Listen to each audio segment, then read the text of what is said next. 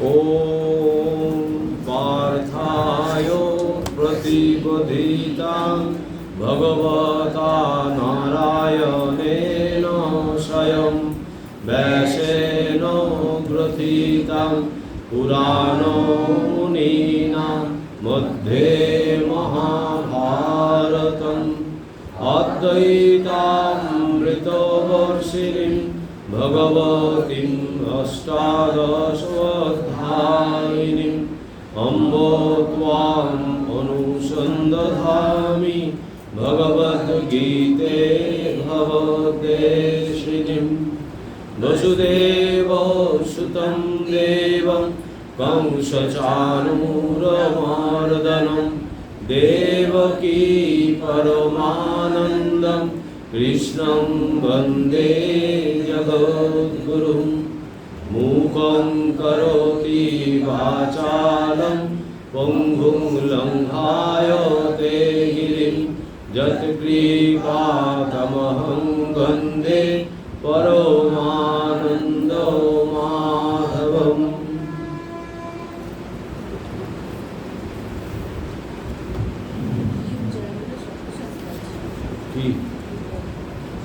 কেন অনেক দিন থেকেই তো পড়ছো?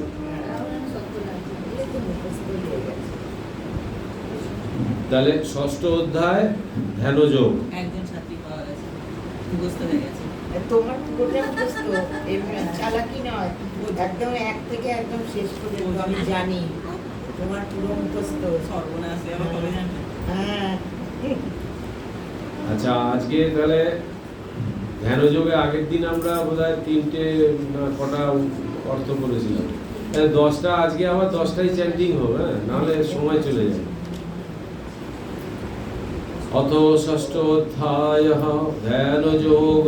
শ্রী ভগবানুবাচ অনাশ্রিত কর্ম ফলম কার্যং কর্ম করোতি যঃ স সন্ন্যাসী চ যোগী চ ন নিরগ্নির্ন চাক্রিয়ঃ ইয়ং সন্ন্যাসমিতির প্রাহুঃ যোগং তং বিদ্ধি পাণ্ডব নাহ সংন্যস্ত সংকল্প যোগী ভবতি কশ্চন আরুরুক্ সমরণের যোগং কর্ম কারণম উচ্যতে যোগারুরস্য তস্যৈব সম কারণম উচ্যতে যদা হীনেন্দ্রিয়ার্থেষু ন কর্মস্যনুসজ্জতে সর্বসংকল্প সন্ন্যাসী যোগারুরস্তদুচ্যতে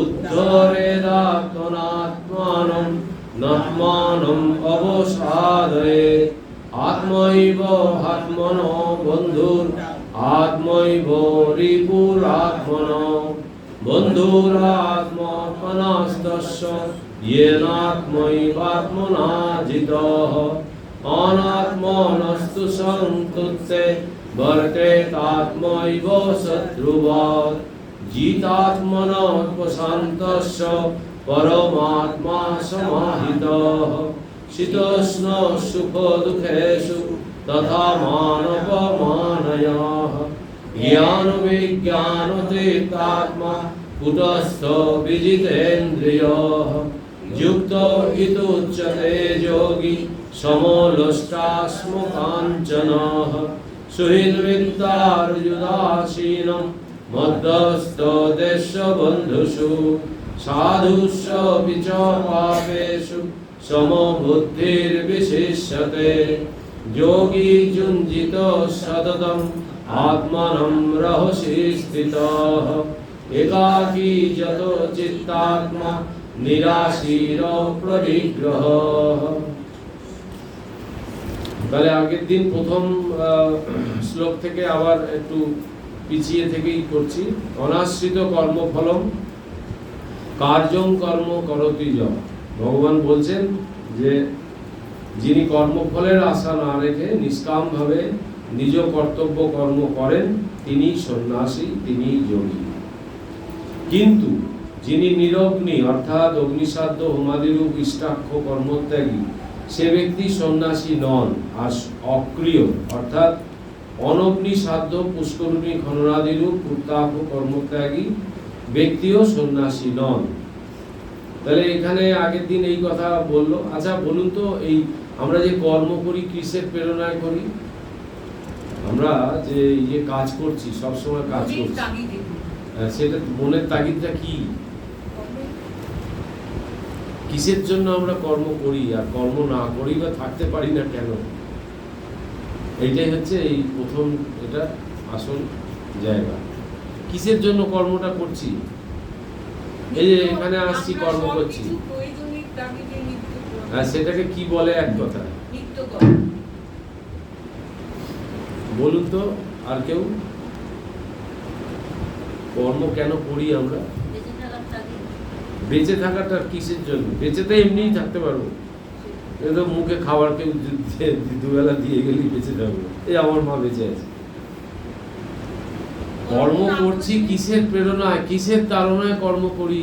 ছুটে ছুটে যাচ্ছি, এই করছি সেই করছি, কেন করছি, কিসের জন্য করছি? এইটা যদি ঠিক মতো আমরা বুঝতে পারি, তাহলে কিন্তু সব রহস্য এখানেই শেষ। কিসের জন্য কর্ম করছি, কিসের তাড়নায় আমরা কর্ম করছি, কেনই বা করছি, কি দরকার? এখানে আসছি কেন?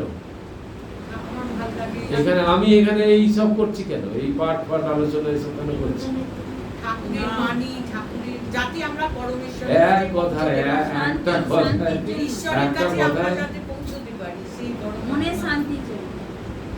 আমরা বাসনা তাড়িত হয়ে কর্ম করি।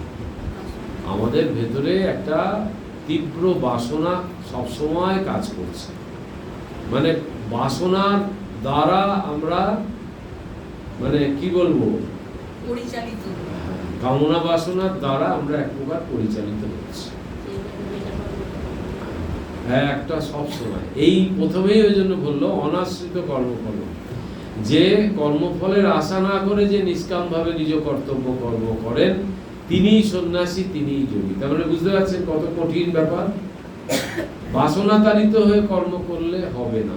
কর্মটা করতে হবে যে আমি কিছু পেতে চাই না, আমার কোনো রকম নিজের স্বার্থ সিদ্ধি হোক, এইটা না মাথায় রেখে কর্ম করা, এইটাই হচ্ছে অনাশ্রিত কর্মফল।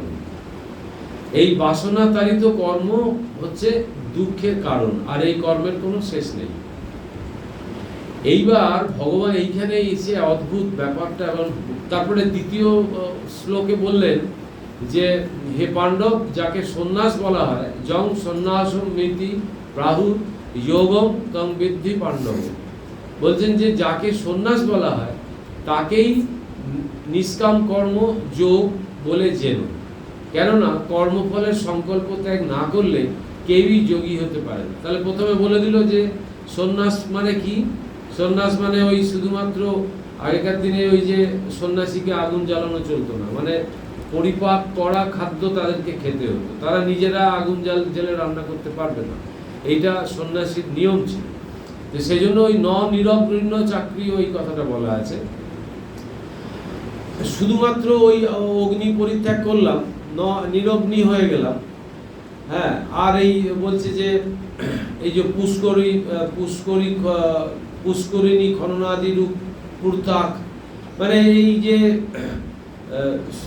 এই যে সামাজিক যে সমস্ত মানে কি বলবো, পাঁচজনের উপকার হবে এরকম কর্ম, এই ধরনের কর্ম ত্যাগ করলাম, যে সেটাও সন্ন্যাসীর লক্ষণ নয়। সন্ন্যাসীর হচ্ছে ওই যে নিষ্কাম, সে সংসারই থাক আর সংসারের সন্ন্যাস আশ্রমেই থাক, যেখানেই থাক।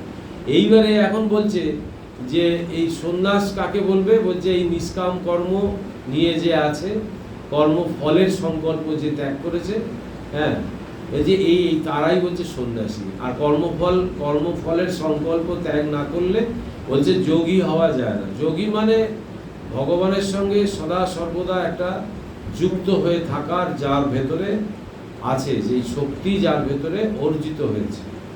এরপরেরটা বলছে যে এইবার যারা এই ওইখানে উঠতে চায়, এ কি অদ্ভুত বলছে কথা। বলছে যে কর্ম তাহলে আমাকে করতে হবে, কেন করতে হবে? এইটার জন্য করতে হবে। বলছে জ্ঞান যোগে প্রতিষ্ঠিত হতে ইচ্ছুক মুনির জন্য চিত্তশুদ্ধির উপায়ভূত বলে কর্ম জ্ঞান প্রাপ্তির কারণ বলা হয়েছে। এ এক অদ্ভুত একটা সূত্র দিয়ে দিল, বলে যে কর্ম তোমাকে করতেই হবে। কেন কর্ম করতে হবে? তোমার ভেতরে যে চিত্তের যে মলিনতা আছে, সেই মলিনতাগুলোকে পরিষ্কার করার জন্য তোমাকে কর্ম করতে হবে। এই কর্ম ছাড়া দ্বিতীয় কোনো বিকল্প পথ নেই। এইবার আমরা এখন বলছি যে আমি তো যা কিছু করছি সবই তো সকাম, আমি মন্দিরে যাচ্ছি সেটাও সকাম, আমি মায়ের কাছে প্রার্থনা করছি সকাম, সব সময় তো আমার ভেতরে এই সকাম ভাব এসে পড়ছে। হ্যাঁ, এইবার এইটার ক্রমান্বয়ে এটা পাল্টাতে থাকবে। প্রথমটা যখন আমি কিছু জানতাম না, এই গীতা পিতার সংস্পর্শে আসিনি, ঠাকুরমা স্বামীজির ভাবের কাছে আসিনি, তখন আমাদের এইটা ছিল যে আমার একদম নিম্নতম যে বাসনা বা নিম্নতম যে চাহিদা সেইগুলো পূরণ করার জন্য মায়ের কাছে আমরা মন্দিরে গেলে প্রার্থনা করছি, ঠাকুর ঘরে বসে প্রার্থনা করছি যে ছেলেটার একটা ভালো চাকরি হোক, মেয়েটার বিয়ে হোক, ভালো বিয়ে হোক, বা নিজের একটু অর্থ হোক, এইগুলো তো আমরা চাইবই। কারণ ভগবান বলছেন আমার ভক্ত 4 রকম। একটা বলছেন যে প্রথমে বলছেন যে আর্ত মানে যে সবসময় কিছু না কিছু যার দরকার, তারপরে বলছে আর্ত, তারপরে বলছে অর্থার্থী, যিনি অর্থ সবসময় অর্থ চাইছেন, যার প্রয়োজন, এও ভক্ত, এই আর্তও ভক্ত, অর্থার্থীও ভক্ত। তারপরের ধাপ হচ্ছে জিজ্ঞাসু, যার ভেতরে জিজ্ঞাসা এসছে যে ভগবান কি আছে, থাকলে তিনি কোথায় আছেন, ভগবান কি, তাকে কি করে লাভ করা যায়, এই প্রশ্ন যার ভেতরে এসছে সে হচ্ছে জিজ্ঞাসু। আর চতুর্থ হচ্ছে জ্ঞানী, আর্ত, অর্থার্থী, জিজ্ঞাসু, জ্ঞানী। এই 4টে হচ্ছে আমার ভক্ত, এই 4 জনই আমার ভক্ত। কিন্তু এই ক্রম আছে যেটা বলছি, সেটা হচ্ছে যে প্রথম অবস্থায় আমি তো ওইগুলো চাইবো, ওইগুলো আমার প্রয়োজন। এইবার পরে কিন্তু আমি ওইগুলোর প্রতি যখন আমার এই সমস্ত জ্ঞান হতে শুরু করবে, তখন আমি নিজেই নিজে লজ্জা পেয়ে যাবো যে এই ছিছি এইগুলো কেন চাইছি। তিনি তো জানেন আমার কি দরকার, তিনি আমার কি প্রয়োজন তিনি ভালো মতো জানেন। তো সুতরাং তার কাছে আমি যদি সবসময় শরণাগত থাকি, তিনি সদা সর্বদা আমার মঙ্গল করবেন। এই হাইয়েস্ট থটের দিকে আমরা যাই, ধীরে ধীরে ধীরে ধীরে এগোই।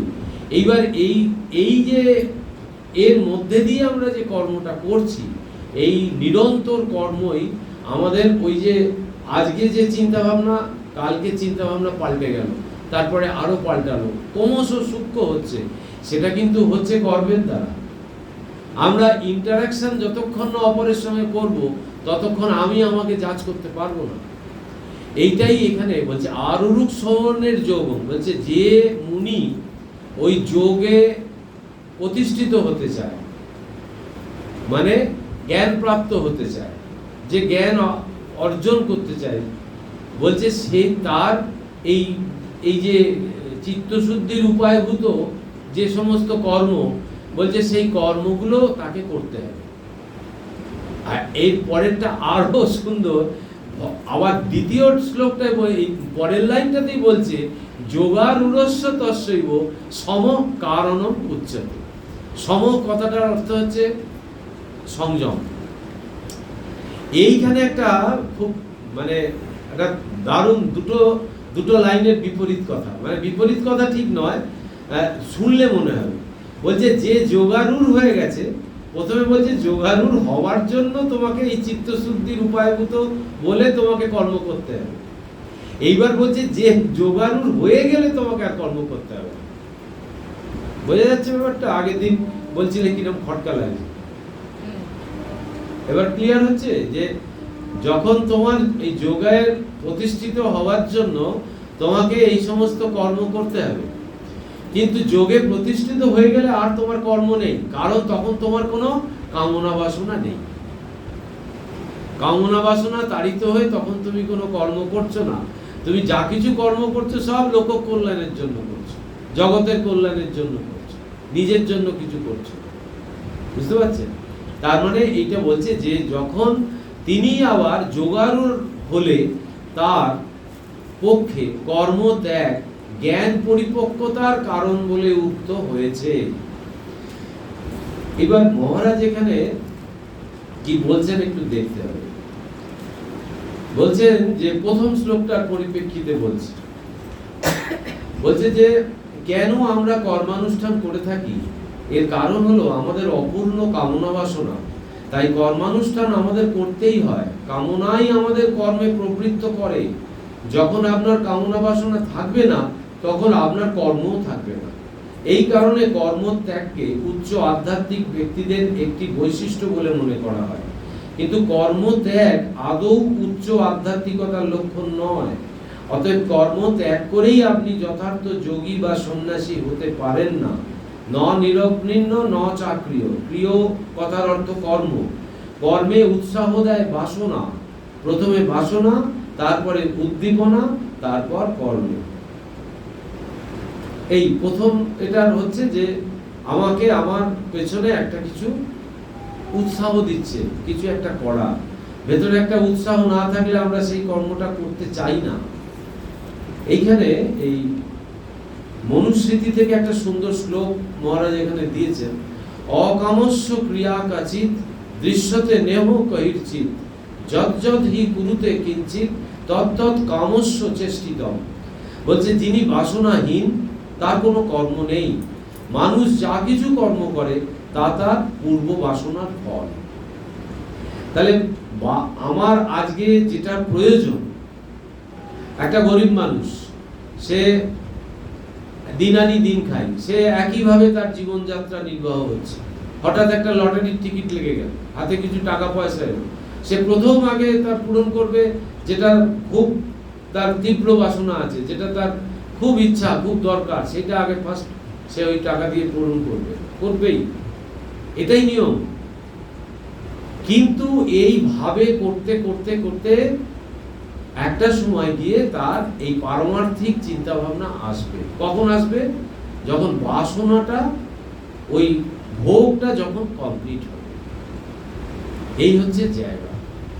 এইবার কিভাবে হবে সেইটা, ঈশ্বরেতে যার যত বেশি মন থাকবে তিনি তত তাকে কৃপা করবেন। মানে তার ওই ভোগ বাসনাগুলো তাড়াতাড়ি করে যাতে হয়ে যায়, যাতে তার চিত্তটা শুদ্ধ হয়, মনটা নির্মল পরিশুদ্ধ হয়, আমাকে সদা সর্বদা যাতে ডাকতে পারে ওই নির্মল মন দিয়ে, এইটা ভগবানের কৃপা হয়। এবার বলছে যে আমরা চাই সাধারণ মানুষের কিছু বাসনা থাক। কেন? আমি অপরিচ্ছন্ন জীবনযাপন করব, তাই না? যে একটা মানুষ সবসময় চাইছে যে আমি সবসময় পরিষ্কার ফিটফাট থাকবো, এটা মানুষের একটা চাহিদা। এইরকম একটা বাসনা অবশ্যই থাকা চাই। এই ইচ্ছা থেকেই লোকের মধ্যে শিক্ষা আসবে, গড়ে উঠবে উন্নততর পরিবেশ। তা না হলে এসব কিছুই হবে না। অতএব আমরা ভারতীয়দের মধ্যে একটা বাসনা জাগিয়ে তুলতে চাই, এক উন্নততর জীবনের বাসনা, যে জীবনে সুস্বাস্থ্য ও পরিচ্ছন্নতা, সুশিক্ষা, জনসেবা ও ধর্মজীবনের স্থান থাকবে। এই হচ্ছে জায়গা, যে এই মিনিমাম এইটুকু আমার রাখতেই হবে। আর এখানে যেটা আবার ক্ষতিকর দিক, সেটা এবার আলোচনা করছেন মহারাজ দ্বিতীয় শ্লোকটা। বলছেন যে সংকল্প হলো বহির্মুখী বাসনা, আমার এটা চাই, আমার ওটা চাই ইত্যাদি, এর অন্ত নেই। একেই আমি আগে আধুনিক সভ্যতার ভোগবাদী বাতিক বলে উল্লেখ করেছি।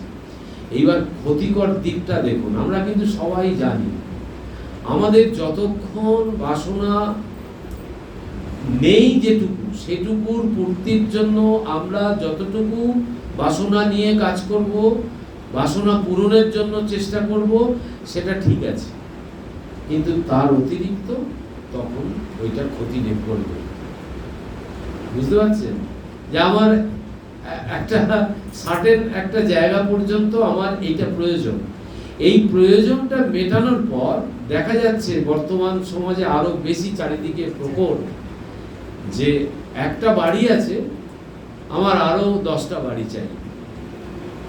একটা ফ্ল্যাট আছে, আমার আরো নানান দিকে একটা করে, কোনোটাই তার ভোগে লাগে না। এইরকম একটা গাড়ি আছে, হচ্ছে না, আরো 10টা গাড়ি চাই। এই যে বাসনা, এইটা হচ্ছে সব থেকে ক্ষতিকর জায়গা। এখানে বলছে যে কিছু পেলে আপনি আরো বেশি চান। যখন তা পান না, তখনই আপনার মনে অতৃপ্তি বোধ জেগে ওঠে। একটা গাড়ি আছে, আমি একজনের গাড়ি দেখলাম, দেখে আমার লোভ হলো। আমি ওই গাড়ি যদি কিনতে না পারি, তাহলে কিন্তু আমার ভেতরে দুঃখ, কষ্ট, আবার নানান রকম জ্বালাতন করবে। কিন্তু একটাতে যদি আমি সন্তুষ্ট থাকি, যে ঠিক আছে, ওটা একটাতে তো আমার কাজ মিটে যাচ্ছে, আমার আর একটার কি দরকার, এই জায়গাটায় আসতে হবে। বলছে এইভাবে অনবরত ভোগ্যবস্তুর পিছনে ছুটে বাসনার মাধ্যমে সংকল্প প্রকাশ করে এবং বাসনা তাড়িত হয়ে কর্ম করে মানুষ কখনোই পূর্ণতা লাভ করতে পারে না, কখনোই চিরতৃপ্ত হতে পারে না। আনন্দে বাঁচার একমাত্র পথ হলো অন্তত কিছুটা শক্তিকে উচ্চতর কোনো লক্ষ্যের দিকে সঞ্চালিত করা। এই উচ্চতর লক্ষ্যটি হলো মানুষের আধ্যাত্মিক বিকাশ। মানুষ যখন ভেতর দিকে যখন চিন্তা ভাবনার মোড় ফেরাবে, তখন চিন্তা করবে যে আমার একটা গাড়িতে সব প্রয়োজন মিটে যাচ্ছে, আমার আর একটা দ্বিতীয় গাড়ির কি প্রয়োজন? যদি ওই অতিরিক্ত টাকাটা আমার থাকে, যখনই তার এই দিকে মন আসবে, তখনই সেই টাকাটা দান করবে, তার নিজের জীবনের পারমার্থিক উন্নতি হবে। এই যে আধ্যাত্মিক বিকাশ হচ্ছে ওইটাই। কিন্তু আমরা ওই দিকে মন দিই না, আমরা নিজের বাসনাটাকে আরো বেশি করে বাড়িয়ে ওইটাকে কি করে মানে বাইরের জিনিসের মধ্যে আমরা আনন্দটা খুঁজি, সুখটা খুঁজি। এবার শেষ এইটা বলছে যে এই জড়বস্তু ভোগের বিভৎস তৃষ্ণাকে অবশ্যই নিয়ন্ত্রণে রাখতে হবে। এই কাজ তখনই করা সম্ভব যখন আকাঙ্ক্ষা এবং প্রয়োজনের পার্থক্যটি আমরা বুঝবো। এই আকাঙ্ক্ষা আর প্রয়োজন, এটা মনে রাখতে হবে, দরকার পড়লে লিখে রাখবেন। নিডস অ্যান্ড গ্রিডস, ইংরেজি হচ্ছে নিডস অ্যান্ড গ্রিডস। কোনটা প্রয়োজন আর কোনটা লোভ। নিডস হচ্ছে প্রয়োজন, প্রয়োজনটা আমার অবশ্যই মেটাতে চাই। আর গ্রিডস হচ্ছে লোভ, মানে প্রয়োজনের অতিরিক্ত চাইব। এই জায়গাটায় যারা মেলাতে পারে, তারা ঠিক ঠিক জীবনযাপন করে। এই মহৎ শিক্ষাটি আমাদের অবশ্যই গ্রহণ করতে হবে। প্রয়োজনগুলি কোনো ক্ষতি করে না, কিন্তু প্রয়োজন এবং চাহিদার এই পার্থক্য আমরা ভুলে গেছি। এইবার এই শ্রীমদ্ ভাগবত থেকে মহারাজ এখানে একটা সুন্দর শ্লোক উদ্ধৃতি করেছে, যে শ্লোকটা বিখ্যাত একটা শ্লোক, যেটা অনেক জায়গায় আমরা এগুলো আলোচনা করি। বলছে যে ভোগ সুখের সুদীর্ঘ জীবন পূর্ণ উপভোগ করার পর তিনি এই বিষয়ে চিন্তা করতে শুরু করলেন। এই যার কথা বলছে যযাতি, বলছে যে যযাতি ভোগের কুফলটি বুঝতে পেরেছিলেন। যযাতি তার ছেলের যৌবন ভিক্ষা করেছিলেন, ছেলের যৌবনও নিয়েছিলেন, নিয়ে ভোগ করেছিলেন, কিন্তু পরে বুঝতে পেরেছিলেন। পরে এখানে একটা শ্লোক আছে, বলছে প্রায় 5000 বছর আগে পৌরাণিক যুগে তিনি ভারতবর্ষের এক মহান রাজা ছিলেন। ভোগ সুখের সুদীর্ঘ জীবন পূর্ণ উপভোগ করার পর তিনি এই বিষয়ে চিন্তা করতে শুরু করলে একদিন তার কাছে এই সত্যটি প্রতিভাত হল। বলছে নজাতু কামাং নাম উপভোগেন সম্মতি হবিষা কৃষ্ণবর্তে এব ভুয়ো এব অভিবর্ধতে। বলছে বাসনা চরিতার্থ করে বাসনা নিবৃত্তি হয় না। যেমন আগুন নেভাতে আগুনে ঘৃতাহুতি দিলে তা আরো বেশি জ্বলে ওঠে। এই ছিল যযাতির ভাষা। তাহলে বোঝা যাচ্ছে যে প্রয়োজন আর লোভ, নিডস অ্যান্ড গ্রিডস, এইটা মাথায় রাখতে হবে সব সময়, যে আমার কোনটা নিডস আর কোনটা গ্রিডস। এই দুটোকে আমি যদি বুঝতে পারি, এই জায়গা মানে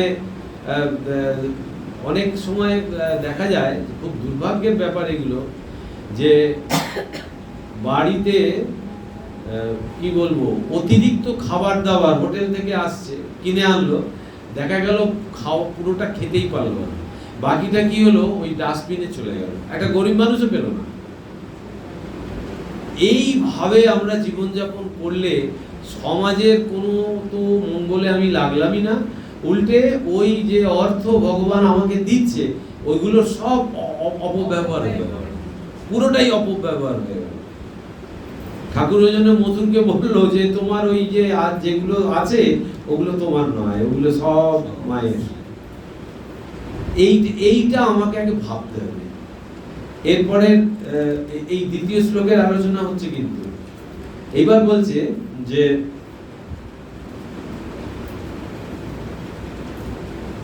অতএব কোনো সন্দেহ নেই যে এই অন্তহীন বাসনাগুলি বেড়েই চলে এবং তাদের পিছনে ক্রমাগত ছুটে আমাদের জীবন হালকা ও দুর্বল হয়ে পড়ে। আমাদের অবস্থা গল্পের সেই গাধার মতো, যে গাধাটি তেল কলে ক্রমাগত ঘানি ঘুরিয়ে চলে। একটা গাজরের টুকরো তার সামনে ঝুলিয়ে দেওয়া হয় এবং সেটা তার নাগালের মধ্যে মনে করে গাধাটি ক্রমাগত সেটি ধরার চেষ্টা করে। এর ফলে গাধাটি চলতেই থাকে এবং তেলকলের মালিক এভাবে গাধাটিকে কাজে লাগিয়ে তার কাজ হাসিল করে। কিন্তু গাধাটি কি পায়? কিছুই না। মানুষের জীবনও কখনো কখনো এইরকম হয়ে পড়ে, আজ এটা কাল সেটা, এইভাবে ঘুরে মরে দিন দিন মানুষ মনুষ্যত্ব খুইয়ে বসে। এই হলো ভোগবাদী বাতিকের ফল। কিন্তু কিভাবে এই প্রবৃত্তিকে সংযত করা যায়, কিভাবে তার মোড় ফিরিয়ে তাকে উচ্চতর স্তরে উন্নীত করা যায়, আধুনিক সভ্যতায় মানুষের সমস্যা সম্পর্কে যেসব আলাপ আলোচনা চলছে, এই প্রশ্নটি রয়েছে তাদের কেন্দ্রে, যে কিভাবে এই জীবনযাত্রার মানকে অন্যদিকে ফেরানো যায়। এখানে বলছেন যে তাতে এ কথা কখনোই বলা হয়নি ভোগ করো না। এই যে কথাটা আসছে, তার অর্থ কিন্তু এটা নয় যে ভোগ করতে বারণ করছে, তা কিন্তু নয়। এই ঈশোপনিষদে আছে তেনো তক্তেনো ভুঞ্জিতা, বলছে সর্বদা ত্যাগের দ্বারা ভোগ করো, ত্যাগের মনোভাব নিয়ে ভোগ করো। বলছে যে কখনোই বলা হয়নি তোমার প্রয়োজন মিটিও না। সেখানে বলা হয়েছে যে একটি নির্দিষ্ট সীমারেখার বাইরে আপনাকে অবশ্যই সংযত হতে হবে, ভোগের রাস টেনে ধরতে হবে। সংযমের কথা বোঝাতে নিবৃত্তি শব্দটি ব্যবহার করা হয়েছে। অন্যদিকে কোনো কিছুর পিছনে ছোটাকে বলা হয়েছে প্রবৃত্তি। এই অন্তহীন প্রবৃত্তির খেপামিকে সংযত রাখার নাম নিবৃত্তি বা প্রত্যাহার। অর্থাৎ আমার এতে কোনো প্রয়োজন নেই, একে বাদ দিয়েও আমার জীবন চলতে পারে, এমন একটা মনোভাব।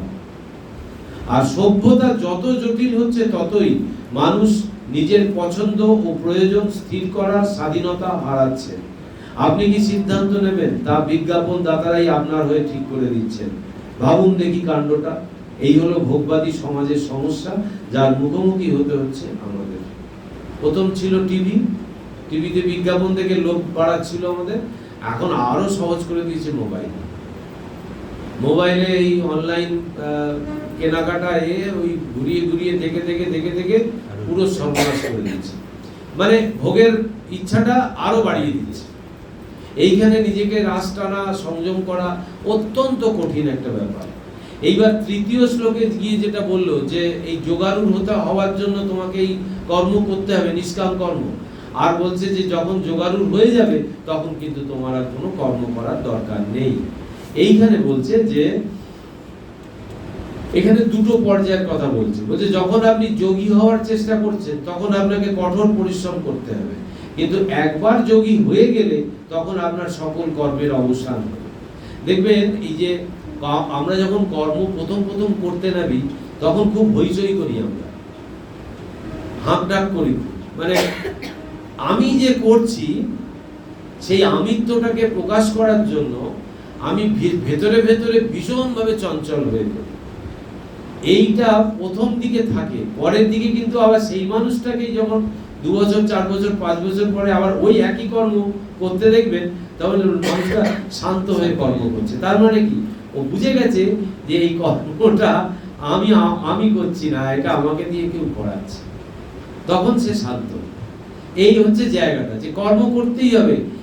ওই নিজের ভেতরের হাঁক ডাকটাকে কমানোর জন্য, থামানোর জন্য কর্ম করতে হবে।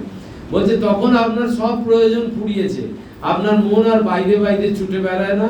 তখন আপনি নিজের ভেতরে এমন অমূল্য বস্তুর সন্ধান পেয়েছেন যে গভীর প্রত্যয়ের সঙ্গে আপনার মন দিনরাত বলতে থাকবে, চাই না, আমার আর কিছুই চাই না। এই জায়গাটা আসবে। প্রথমটাই আমাকে উঠে পড়ে লাগতে হবে। যদি কর্ম আমি বিমুখ হই তাহলে আমি এই জায়গায় উঠতেই পারবো না। জায়গাটা হচ্ছে এইটা। ভুল হবে, কিন্তু আমাকে কর্মটা করতেই হবে। যে আমি যা বাবা আমি রেগে যাই, আমি চেঁচামেচি করে ফেলি, না বাবা কর্ম করবো না, তা করলে হবে না। ওর মধ্যে দিয়েই আমাকে এগোতে হবে, এই হচ্ছে নিদান, কিছু করার নেই। এবার বলছে যে আপনি কি পূর্ণতা লাভ করেছেন? যা যদি করে থাকেন তাহলে জুলিয়ান হাক্সলে বলছেন উৎকর্ষ বা গুণমানকে পরিমাণের ঊর্ধ্বে স্থান দিতে হবে। এখন থেকে পরিমাণ নয়, জীবনের গুণগত মানই আপনার কাছে ক্রমবিকাশের কোষ্ঠীপাতর হয়ে উঠবে। একটা কাজ করব, ওইটা নিখুঁত, আমাকে সারাদিন 10টা 20টা কাজ করতে হবে না, লোককে দেখাতে হবে না, আমি একটা দুটো কাজ করব, সেটাই খুব সুন্দর করে করব। এটাই মানে পরিমাণ চাই না, গুণগত মান যেন তার ঠিক থাকে। আপনি কি আপনার স্বামী বা আপনার স্ত্রী অথবা আত্মীয় পরিজন ও বন্ধু বান্ধবদের সঙ্গে শান্তিতে থাকতে পারেন? উৎকর্ষ কি অসাধারণ ব্যঞ্জন। তাহলে টেস্ট কোথায়? টেস্ট হচ্ছে আমি সকলের সঙ্গে শান্তি পাই কিনা।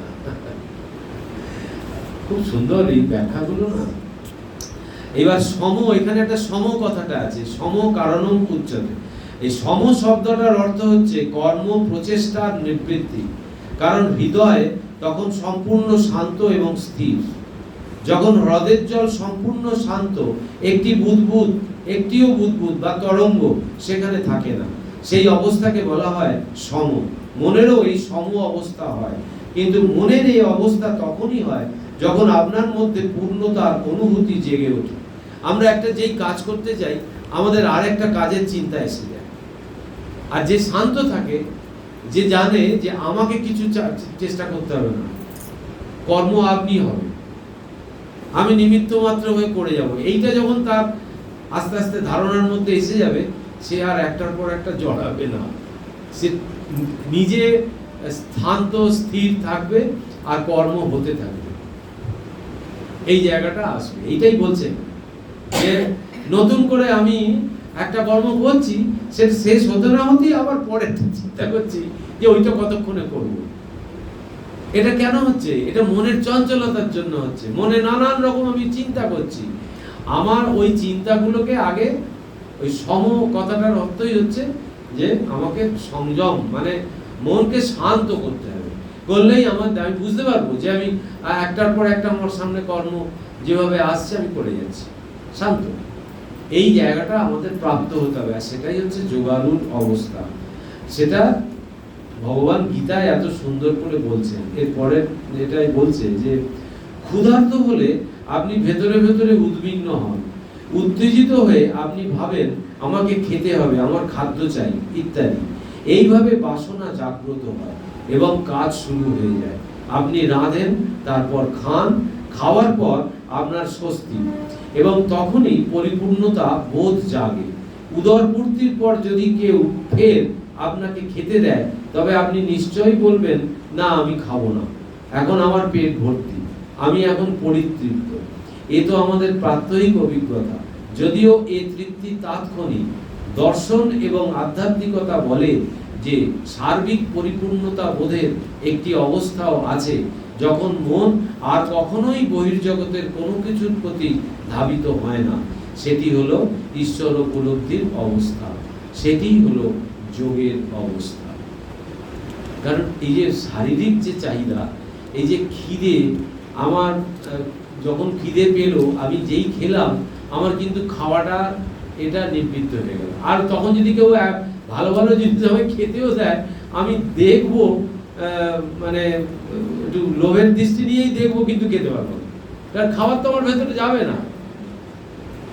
আবার বলছে যে এই খাওয়ার খিদের যে এইটা তো শারীরিক, এটা তো বাহ্যিক।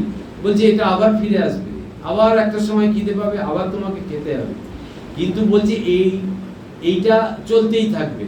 কিন্তু ওই মনের যে অবস্থাটা, এইটাকে আমরা ওই করতে পারি, সংযত করতে পারি, যাতে করে আমরা অনেক সময় দেখা যায় যে এই যে মুনি ঋষিরা, এই যে আমাদের রামকৃষ্ণ মিশনেরই যারা এই 16 জন পার্শ্বদের মধ্যে যারা ছিলেন, অনেকেই ছিলেন, তারা এই খিদে ফিদেকে মানে অনায়াসে কন্ট্রোল করতে পারতো, মানে এত তার ভেতরে পাওয়ার ছিল।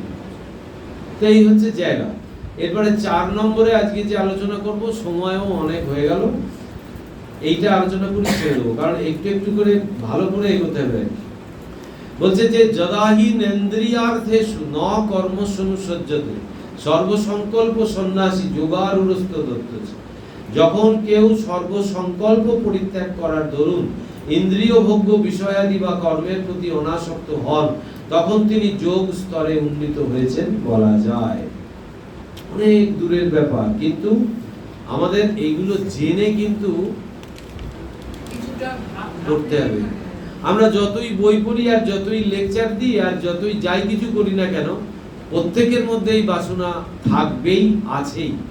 কিন্তু ঠাকুরের কথা অনুযায়ী আমরা সবাই বদ্ধজীব, কিন্তু এই যার ভেতরে ইচ্ছা চেষ্টাটা আছে, ঠাকুর বলছে ওই হুঁশটা যার ভেতরে আছে সেই মানুষ। এই যে চেষ্টাটা, এই চেষ্টাটা লাগাতার আমাদের করে যেতে হবে, তবে এই জায়গা থেকে আমরা উদ্ধার পাবো। এই 4 নম্বরে যেটা বলছে, যখন ইন্দ্রিয় বিষয় ভোগে এবং তৎ সাধনভূত কর্ম সমূহে সেই জ্ঞানযোগী আসক্ত হন না, তখনই তাকে সর্বসংকল্প বর্জিত যোগারুরা বলা হয়। মানে এই যে 5টা ইন্দ্রিয়ের দ্বারা আমরা সব সময় পরিচালিত হচ্ছে, চক্ষু কর্ণ নাসিকা জিহ্বা ত্বক, এই 5টা ইন্দ্রিয়ের, এই 5টা ইন্দ্রিয়কে তো আর মানে কি করবো, এগুলো তো আর নষ্ট করে দেওয়া যাবে না। এই ইন্দ্রিয়গুলো আমার থাকবেই, কিন্তু কিন্তু এই ইন্দ্রিয়গুলোকে আমার করতে হবে কি, মোড়টাকে ফেরাতে হবে, ইন্দ্রিয়গুলোর মোড় ফেরাতে হবে। তার মানেই হচ্ছে আসছে সেই সঙ্গ। আমি যদি সদা সর্বদা সৎ চিন্তা নিয়ে থাকি, আর মানে 3টে জিনিস আছে, একটা হচ্ছে সত্যের মধ্যে থাকা, সত্যকে ধরে থাকা, একটা হচ্ছে এই পবিত্র থাকা, আর সত্য একটা পবিত্র, আর একটা হচ্ছে সংযম। এই 3টে জিনিস, এই 3টে জিনিসকে আমাকে সবসময় অবলম্বন করে জীবন কাটাতে হবে। এই 3টে জিনিসের মধ্যেই হচ্ছে যা কিছু আছে। তাহলে ওই 5টা ইন্দ্রিয় আমাকে কিন্তু বিপথে চালিত করতে পারবে না, কখনোই পারবে না। সেই জন্য ইন্দ্রিয় বিষয় ভোগে আমার অতৃপ্তি বা অনাসক্তি কখন আসবে, যখন আমি এই পঞ্চ ইন্দ্রিয়ের দ্বারা আমি যে সুখ বা আনন্দ ভাবছি পাচ্ছি, সেইটা যখন আমি মোড় ঘুরিয়ে দিতে পারবো, যখনই আমি সঙ্গটা পাল্টে ফেলবো, মানে যখনই আমি এই সৎ সঙ্গ সৎ পরিবেশের মধ্যে ঢুকে পড়বো, তখনই কিন্তু আমার বিষয় চিন্তাটা চলে যাবে। তাই তো, যে ঈশ্বর চিন্তা যে করছে তার বিষয় চিন্তা নেই, বিষয় চিন্তার মধ্যে ঢুকে গেলে ঈশ্বর সরে যাবে। তাহলে সদা সর্বদা যত আমি ঈশ্বর চিন্তা নিয়ে জীবন কাটাতে পারবো, ততটাই আমি এই আমার ইন্দ্রিয়গুলোকে বশীভূত করতে পারবো, বা ইন্দ্রিয়ের মোড়টাকে ফিরিয়ে দিতে পারবো। তখন ওই ঠাকুরের দেখবেন পরপর বলা আছে যে লোভ করবো তো এর প্রতি করবো, পরপর বলা আছে না যে কামনা করবো তো ভগবানের প্রতি, সব ভগবান কেন্দ্রিক হবে, তখন আর এইগুলো আমাকে এই করতে পারবে না। আর 4 নম্বরে বলছে উদ্ধ রেদাত্তনম আত্মনম নাত্মনম অবসাদয়ে আত্মৈব আত্মন বন্ধু আত্মৈব রিপুর আত্মন। এটা বিখ্যাত শ্লোক, এটা সদা সর্বদা আমাদের মাথায় রাখতে হবে যে উদ্ধার কেবলমাত্র আমি আমাকেই করতে পারি, আমাকে অন্য কেউ উদ্ধার করতে পারবে না, কেউ আমাকে পারবে না, একমাত্র পারবে আমি আমাকেই।